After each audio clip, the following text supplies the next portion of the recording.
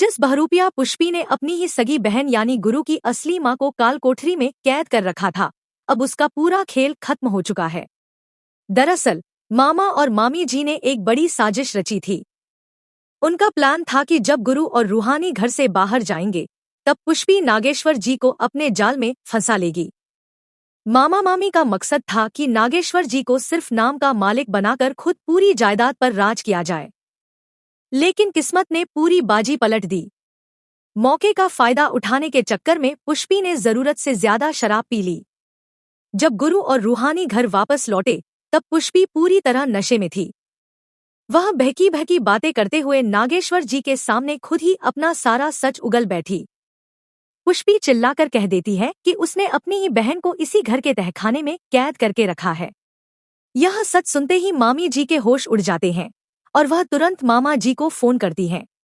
दूसरी तरफ नागेश्वर जी का गुस्सा 7वें आसमान पर पहुंच जाता है। रूहानी, जिसे पहले से ही पुष्पी पर शक था, तुरंत एक संदिग्ध दीवार की तरफ ध्यान देती है। मामा जी गुरु को गुमराह करने की पूरी कोशिश करते हैं, लेकिन रूहानी के हौसले के आगे उनकी एक नहीं चलती। आखिरकार गुरु और रूहानी मिलकर असली मां को उस अंधेरे कमरे से बाहर निकाल लेते हैं। कई दिनों से भूखी प्यासी और अंधेरे में कैद रहने की वजह से असली मां की हालत बेहद खराब हो चुकी होती है। अपनी पत्नी की ऐसी हालत देखकर नागेश्वर जी का गुस्सा फूट पड़ता है। उन्हें इस बात का गहरा अफसोस होता है कि एक नचनिया उनकी पत्नी का हमशक्ल बनकर इतने दिनों तक उन्हें धोखा देती रही। नागेश्वर जी तुरंत एक कुर्सी मंगवाते हैं और पुष्पी के हाथ पैर बांधकर उसे कैद कर देते हैं। वह साफ कह देते हैं कि जब तक पुष्पी पूरा सच नहीं बताएगी, उसे खाना पानी तक नहीं मिलेगा। इस भयानक माहौल में भी गुरु की संस्कारी मां का दिल पिघल जाता है। वह अपनी छोटी बहन की हालत देखकर नागेश्वर जी से उसे माफ करने की गुहार लगाती है। इधर पुष्पी रोते हुए अपनी नफरत की असली वजह बताती है। वह कहती है कि बचपन से माता पिता का प्यार, आलीशान घर और पूरा परिवार उसकी बड़ी बहन को मिला, जबकि उसके हिस्से सिर्फ अकेलापन, नाकामी और जिल्लत आई। इसी भावुक माहौल के बीच असली मां रूहानी से अपने पुराने व्यवहार के लिए माफी मांगती है। वह गुरु के सामने उस लव लेटर का सच भी बताती है जिसे नागेश्वर जी ने बदल दिया था।